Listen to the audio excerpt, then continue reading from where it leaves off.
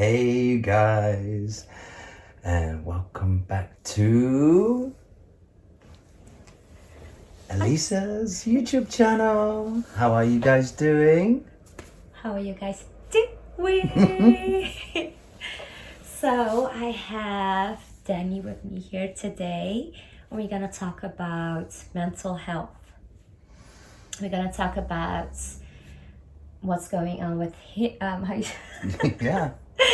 his mental health and mine. As you guys knowing, as I always mention, how I go through this journey and I have anxieties and yeah. So I'm gonna ask Danny some questions today. We're just gonna talk a chit chat. As you know, I love to chit chat, but Danny, he loves to chit chat even more, don't you? In certain situations, yeah.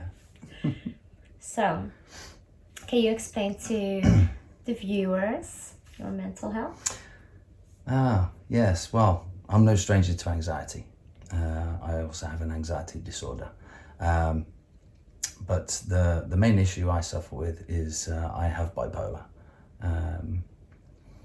There's quite a large spectrum when it comes to bipolar, but they tend to categorize it with bipolar 3, bipolar 2, bipolar 1. I fall under the bipolar 2 category. If I were to explain everything that comes with that, I could be here for hours. So let's just say it is quite severe. It is quite severe. But it is controlled. It is controlled. I have a therapist as well, and I take medication. And the important thing with bipolar is the routine. The routine, especially with taking your medicine and the things that you need to do with your therapist. You know, it's not enough to just have a session with your therapist once a week and then that's it. You need to go through the rest of your days until your next appointment, doing your homework, doing the things. So, I have a question. How is a day for someone that has bipolar?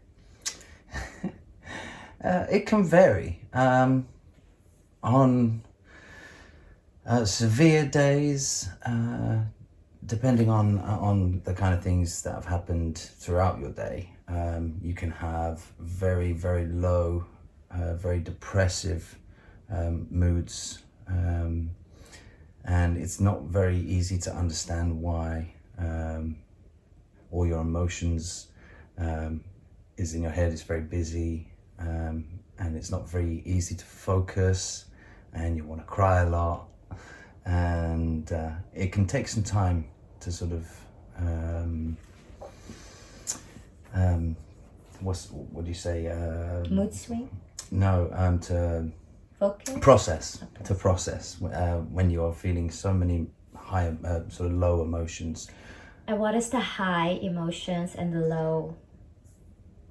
Well, the high emotions, what we like to call mania, or hyper states, and you can feel like you're buzzing, like you're so full of wonderful ideas, and you kind of feel indestructible, that you can do anything, you know, and you can't sit still, very fidgety, you need to move around. And how do you cope? How you say cope in a daily life?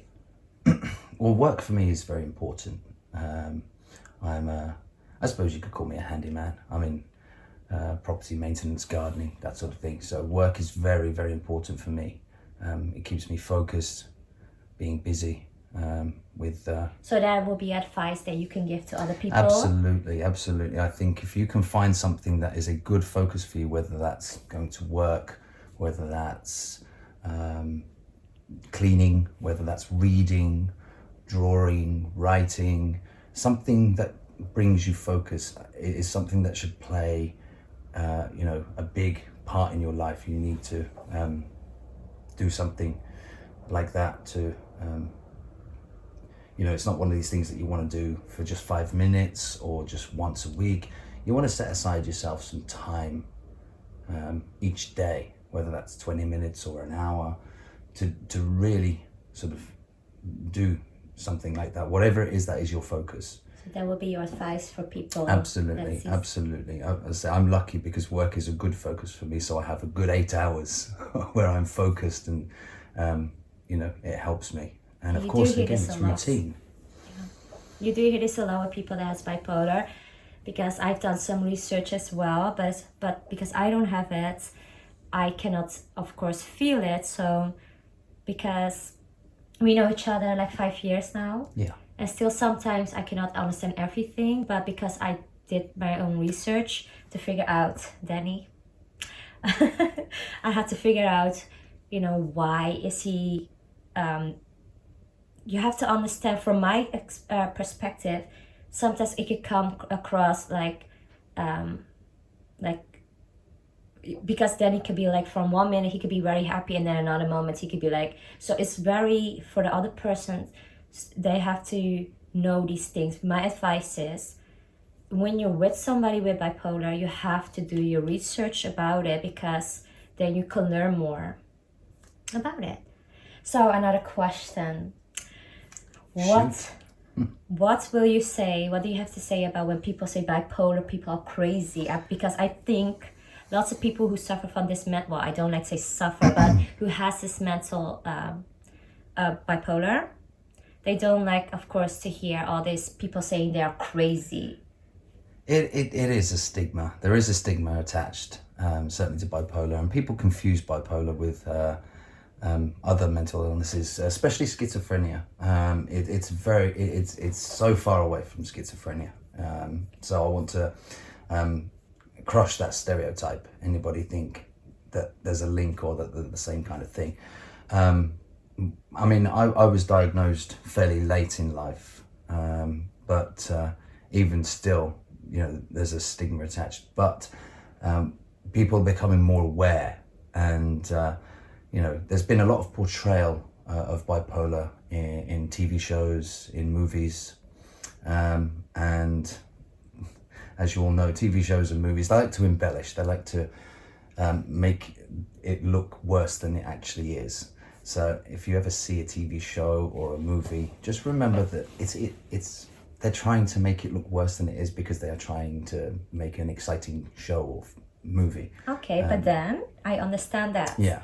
But there's a lot of people that has been in a relationship with somebody who has bipolar, and they will say from experience that bipolar people are crazy. So what do you have to say about that? Sorry to cut you off, but they will say things like, it's hard to understand them because they can go from 1 minute, like I said, hyper, like very, they will give you love and attention and all these things, and then suddenly they change.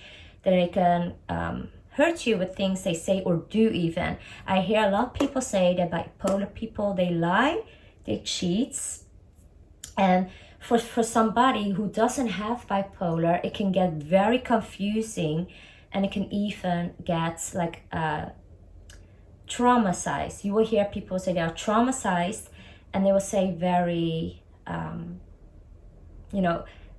when they hear bipolar, they run. Yeah. So what do you have to say about that? Firstly, as I say, try and ignore stereotypes and approach the person individually. Don't see them as the illness. They are a person.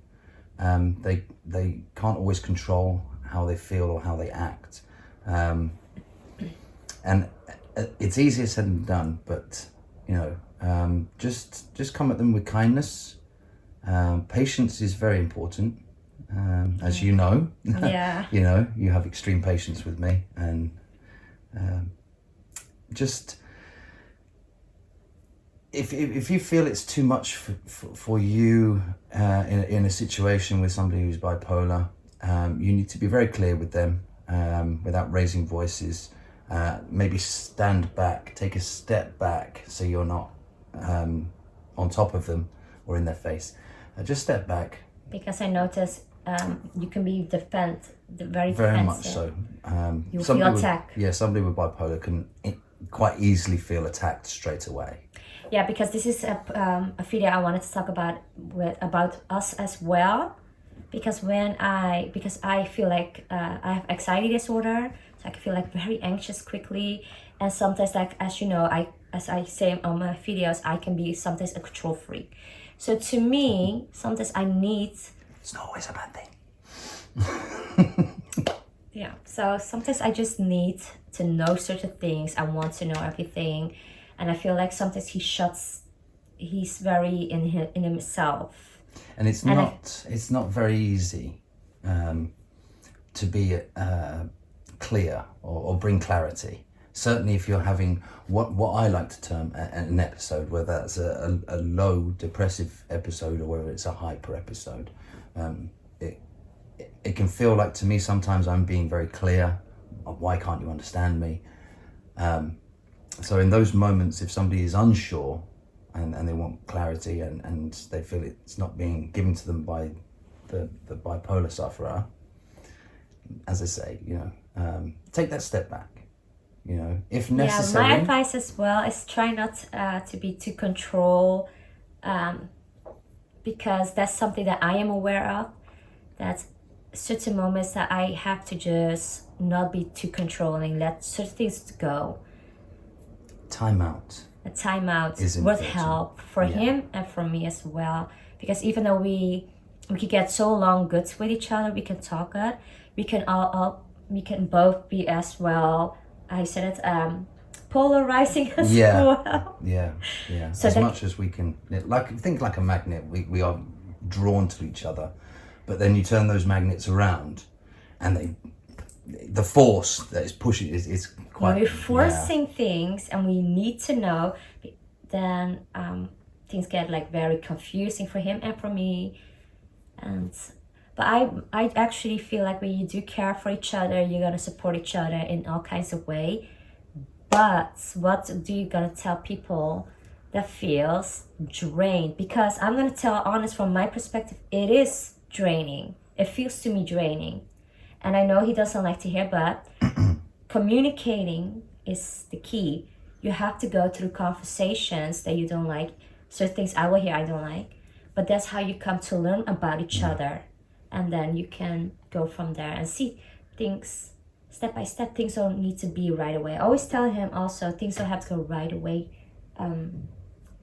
We don't have to be rushing things. That's right. Don't feel like if there's an issue or things that you're talking about, it doesn't have to be fixed in half an hour. It doesn't have to be fixed in 3 hours or 5 or even a whole day.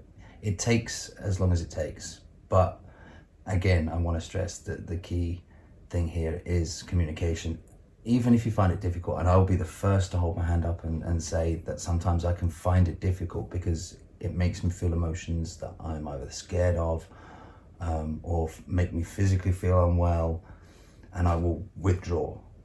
And that makes it very hard for Elisa sometimes when she's talking with me because, as she said, I can appear closed off. He can appear closed off, but then he has certain times that he wants to talk. But then when I talk, the minute he hears something that triggers him, he can get suddenly for talking nice, like that. Like a Jekyll and Hyde. And it makes me feel like, okay, sometimes I will tell him, like, calm down, you don't need to yell. And then sometimes I will go like, and he will be like, calm down, you don't need to yell. So it's like I teach you guys here on this channel, everything is a reflection of yourself. There's something when you see from somebody that you need to learn from. So when I see Danny's acting certain way, I can see, sometimes I have the mindset, what can I learn from him? Because I see myself in certain things he's doing. So that's why I think it's interesting of people that you know, who you're talking to. Things that you don't like about somebody, there's something, a reflection of yourself. It's like to say, even like, I don't like it when Danny doesn't text me or something, or it's taking him too long, but I make him wait for hours. I make him wait for hours. So what is the reflection about that actually? Yeah. Yeah, so what I'm saying is, things you don't like that the other people doing, you should also not do. So if I don't like him doing something, I should not do that either. Something like that?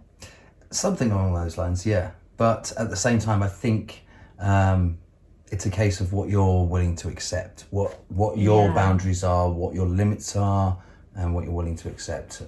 So when Elisa goes hours without talking to me, yes, I will get worried and sometimes upset, but I also understand, you know, that she has her things, she has the children, and, you know, I have to respect that, you know.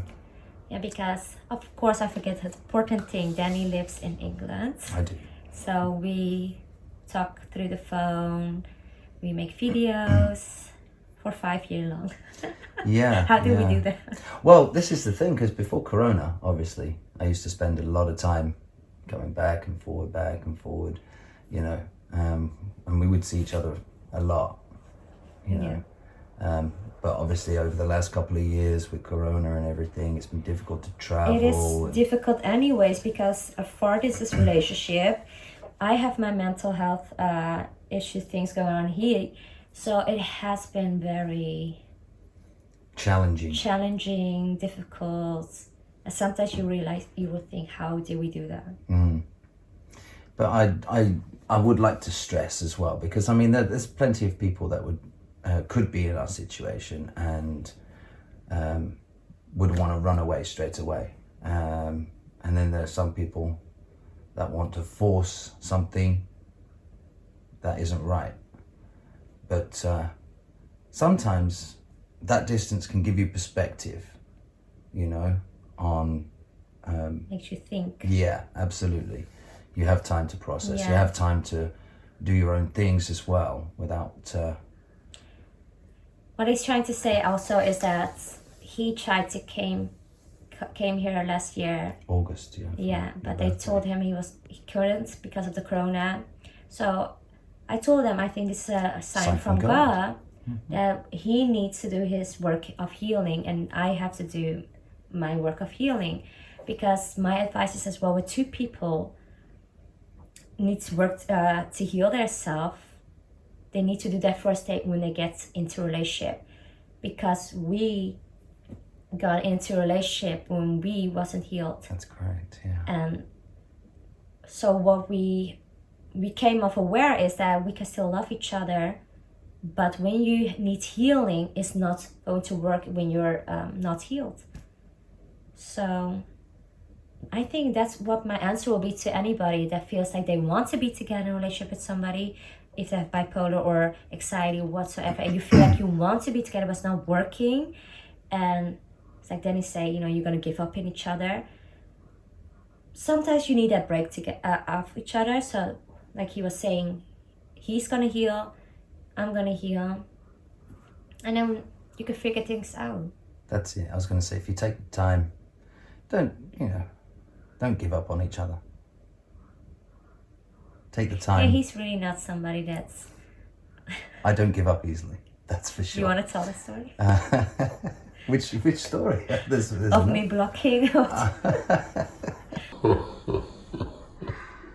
Maybe that can be saved for another day. Yeah. If you guys like video, if you want to hear more about Danny and you love this story, what we talk about, because I believe this is a topic that lots of people are struggling, because I remember I thought, you know, what is, from my perspective, what is people doing, what are they doing when they're in a relationship with somebody that has bipolar? Do they leave? What is the right thing to do? Because at a certain point I felt just drained, and because of my own mental health, I feel like I wanted to protect my mental health, because when you reach the point that you cannot focus anymore good, and you feel like it's getting into your life, how you said that, routine, and you know, I have 2 kids, I felt like the right thing to do was to break up for good. And yeah, we had like on and off, but now we're in this place that we're trying to heal ourselves. He's trying to do his healing parts, I'm doing mine, and then the rest maybe we could talk later. Well, that's it. I was going to say, the important thing is, you know, it's little steps. Don't try to rush things, day by day. You know, just see how things go, and like you say, you know, take the time to heal yourself, look after yourself. Still obviously be there for each other, you know, but separately it's good to work on yourself, heal, and then you should find that you come back together. If you don't, it's not meant to be. But just remember. Because Danny here, he had to learn to have self-love as well, as I keep talking about on this channel. Oh yes.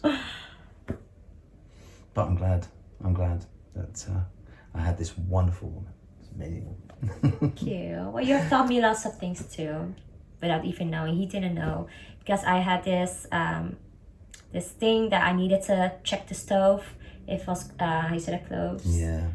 I had that like I said OCD. OCD. The whole day I need to check, but because he kept me so busy talking, I forget. I before I knew it, I didn't need to do that anymore. My dazzling wit and charm. Even though it's not lots of things not easy being with somebody with bipolar, there is a lot of good things as well being with somebody that's had bipolar. Yeah. Because they can, it was never boring. They can talk. I'm not a real talker. I don't like to talk as much. So he's more a talker. Yeah, she loves my stories. I find that, they can be very kind. They're still human beings. It's just that you have to be more aware of that. The emotions can go like that. And I believe if you're strong, you have to be strong yourself to handle that, and knowing that it has actually nothing to do with you. Because I did that a lot in the past. I took it very personally. And that's something that I needed to learn, that, this is something that he's going through right now, that I don't have to take it personally. Sometimes I will still have it. But yeah, we can talk more about it. Indeed. Hopefully you guys like videos like this. Let me know if you want us to talk more another time. And do you want to give advice or something? Yeah, just be kind to each other. Be kind to yourselves, and yeah, as Elisa will say, no doubt, pray. Yeah. Praying. Yeah. It Lord Jesus, God, they're there. Yes. So let them in. Feel the love. Thank you guys for watching. Thank you very much for having me. Thank you for being here. I appreciate that. You're my first guest. Right? I didn't have one. No. Your brother Ali. Oh yes, how can I forget? Bye. But take care.